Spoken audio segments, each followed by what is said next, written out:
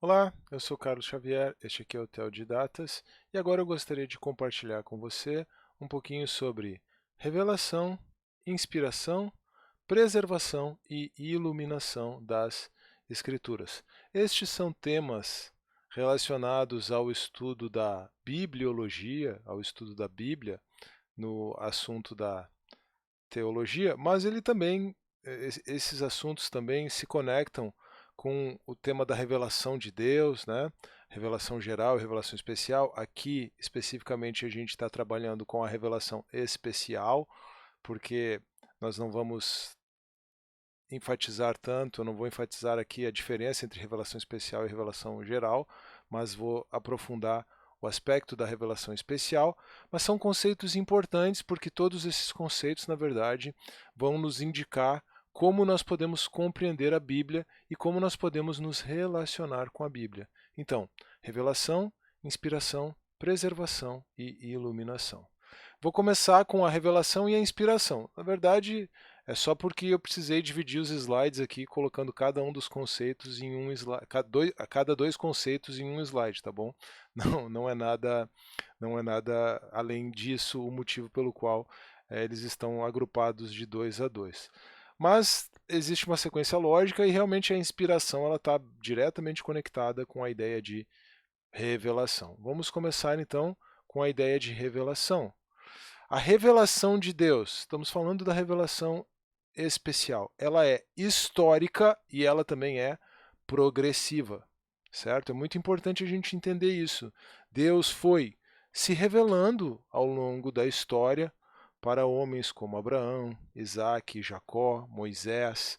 E à medida em que essa revelação foi avançando, mais do caráter, mais da mente, mais das intenções de Deus foi sendo revelado, tá bom? E tudo isso foi sendo registrado nas Escrituras. Então, você não tem uma descrição completa, plena de Deus, do seu caráter, da sua, dos seus propósitos, já no começo da Bíblia, na Torá, Gênesis, Êxodo, Levítico, Números e Deuteronômio, você vai tendo isso sendo revelado de forma progressiva.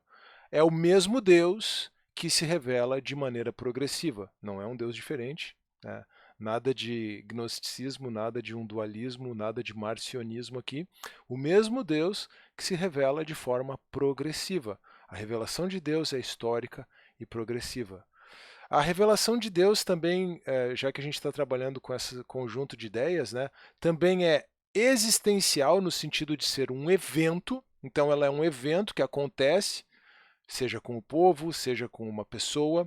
Ela é um evento, ela é existencial, ela impacta a existência da pessoa, mas ela também é proposicional no sentido de que ela acaba sendo reduzida a escrito. Então, aquele impacto existencial que as pessoas têm com um evento da revelação de Deus acaba sendo registrado por escrito, e aí nós temos essa revelação também proposicional. Proposicional aqui não é sinônimo de escrito, tá bom? Você tem uma revelação que é escrita, o evento, aquilo que acontece é escrito, e você pode, a partir daí, extrair proposições. Então é nesse sentido que a revelação é proposicional. Às vezes as proposições estão escritas de forma bastante clara. Por exemplo, Deus é amor é uma proposição categórica, certo? Mas outras proposições você deriva da revelação escrita. E o aspecto mais importante, o aspecto mais fundamental, tanto do caráter histórico e progressivo quanto do caráter existencial e proposicional da revelação de Deus, quer dizer, o ponto culminante mesmo de tudo isso, o ponto central, o ponto focal de tudo isso, é que essa revelação que é histórica e que é progressiva, que é existencial e é proposicional, tem Cristo como o seu ponto culminante. Veja, para que você esteja num relacionamento correto com Deus, você precisa ter um encontro com Cristo. Então, Deus precisa se revelar a você em Cristo também. Como que isso é diferente da inspiração, ou melhor, da iluminação, desculpa, como que essa revelação pessoal é diferente da iluminação, eu não vou considerar que talvez estejamos falando apenas de iluminação e não de uma revelação pessoal, subjetiva, tudo bem? Mas o que eu quero deixar claro, a partir desse caráter, ou melhor, a partir da compreensão de que Cristo é o ponto culminante da revelação de Deus, é o caráter objetivo e pretérito desta revelação, certo? Então, por mais que você precise estar em um relacionamento pessoal com Deus por meio de Jesus, por mais que exista nesse sentido um caráter subjetivo e presente da revelação de Deus, mas a revelação de Deus em Cristo, aquela que foi registrada nas Escrituras, tem esse caráter objetivo e pretérito, tudo bem? E é por isso que nós precisamos afirmar a supremacia das Escrituras, certo? Porque é por meio das Escrituras que nós podemos acessar o Cristo de Deus que foi revelado na história. A partir da ideia da revelação, nós temos, subsequentemente, a ideia da inspiração. E aqui a gente tem essas duas coisas bem correlacionadas mesmo. Por quê? Porque uma vez que a revelação acontece, ela passa a ser escrita. E o conceito de inspiração é a ideia de inspiração do autor canônico, da pessoa que foi usada por Deus para registrar aqueles eventos da revelação nas Escrituras, tudo bem? Do autor ou dos autores canônicos. A inspiração, ela tem a ver com esse registro histórico da revelação, certo? Voltei aqui.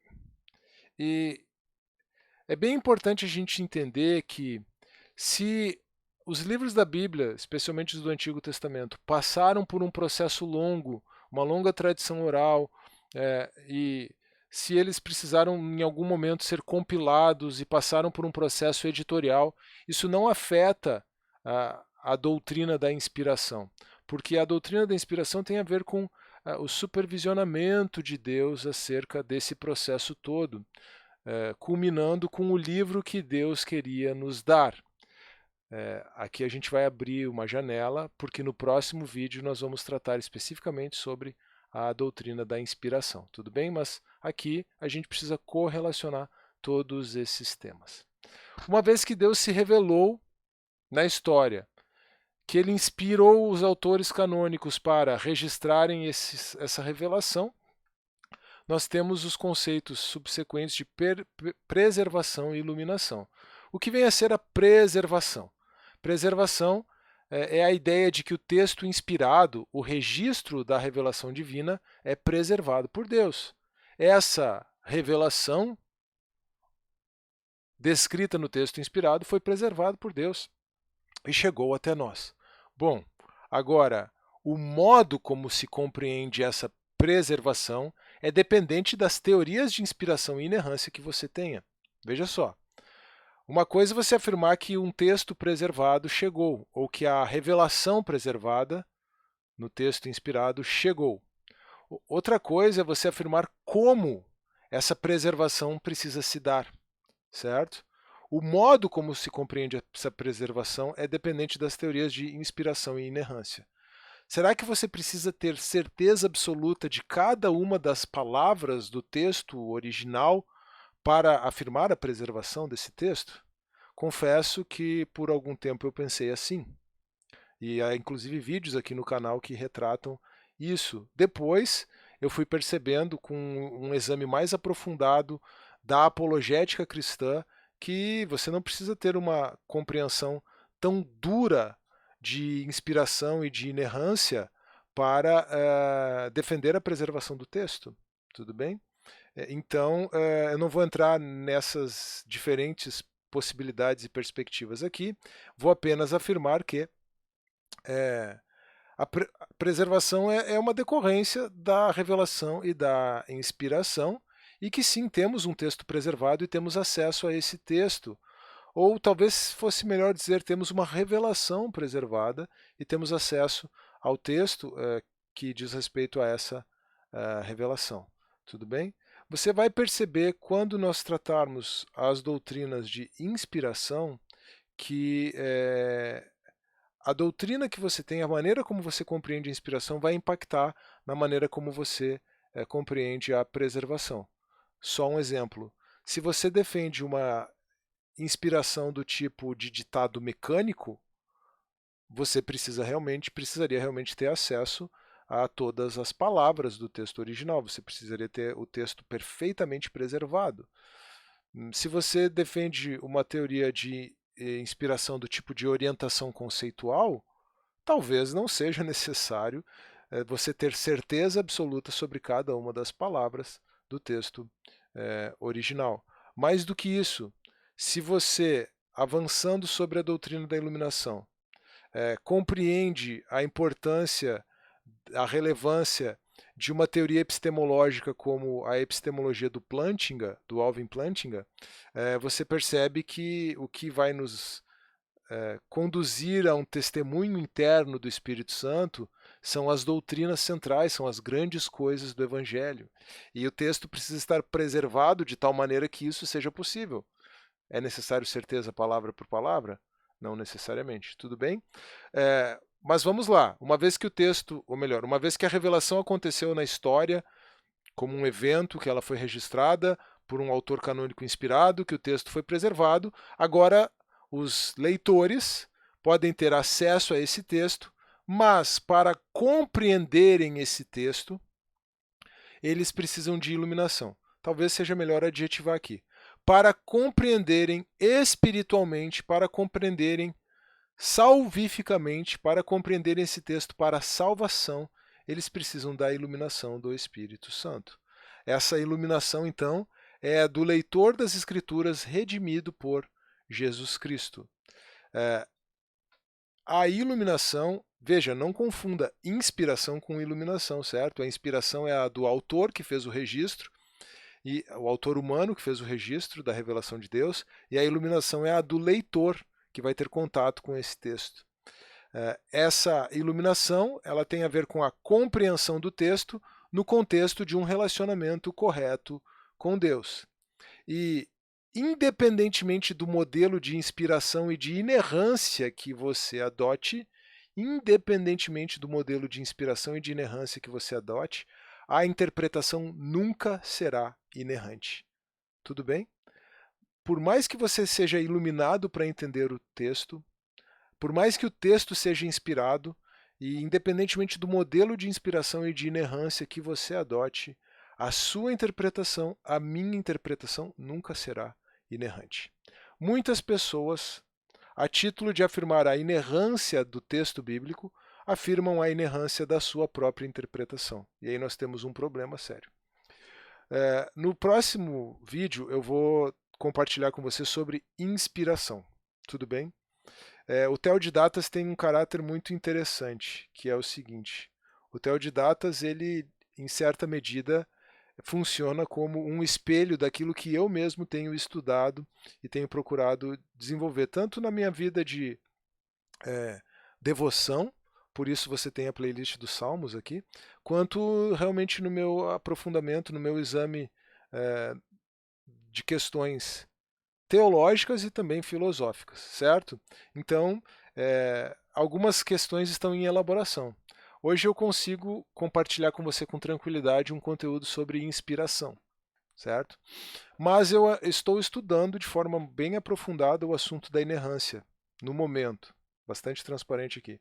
Embora eu já tenha gravado um conteúdo não tão aprofundado sobre inerrância, que você encontra aqui no canal, eu hoje, nessa sequência em que eu estou tratando sobre revelação, inspiração, preservação e iluminação, depois vamos falar sobre teorias de inspiração, eu não entraria no assunto da inerrância hoje. Talvez em breve eu possa estar me sentindo habilitado para compartilhar com você sobre inerrância, tá bom? Mas não faria isso agora. Sendo bastante transparente com você, é um assunto que eu estou examinando de forma aprofundada. De novo, independente do modelo de inspiração e de inerrância que alguém adote, a interpretação nunca será inerrante e nós precisamos ter bastante cuidado com isso. Neste vídeo nós consideramos o assunto da revelação, da inspiração, da preservação e da iluminação. A revelação tem a ver com o ato de Deus se revelando na história. Ela tem um caráter existencial, mas ela também tem um caráter proposicional, porque ela é registrada por escrito. A inspiração tem a ver com a maneira como Deus atua para que essa palavra inspirada seja, para que a sua revelação seja registrada. A inspiração é do autor canônico, ou dos autores canônicos, ou dos autores e dos editores, dos compiladores canônicos.